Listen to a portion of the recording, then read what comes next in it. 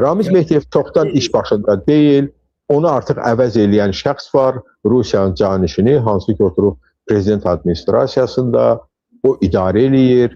Ramiz Mehdiyev dəfələrlə o adamı özünlə Rusiya səfərləri aparıb. Nikolay Patruşevlə görüşlərdə bir yerdə iştirak eləyiblər. Bu Fuad Ələsgərovdur. Bunu açıq deməliyik. Ramiz Mehdiyevin adı çəkilir, Ramiz Mehdiyevə bağlı adamların adı çəkilir, bağlı olduğu iddia edilən adamların adı çəkilir.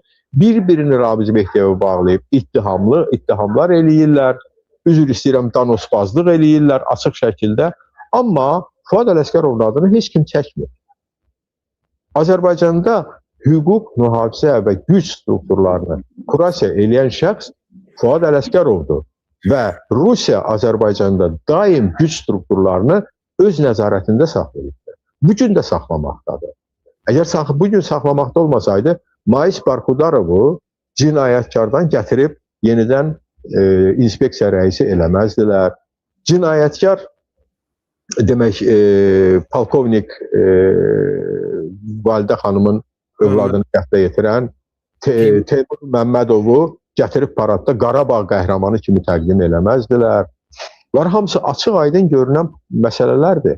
Və belə şəraitdə də və bu diskussiya start verilməsinin səbəbi kimi mən açıq iki səbəbi görürüm.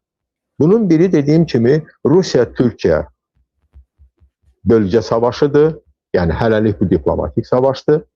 Düşünmürəm ki, Rusiya Türkiyə ilə müharibəyə girə bilər və buna ehtiyacı var və ya Türkiyə Rusiya ilə müharibəyə girə bilər. Bu bir siyasi savaşdır, bir informasiya savaşıdır.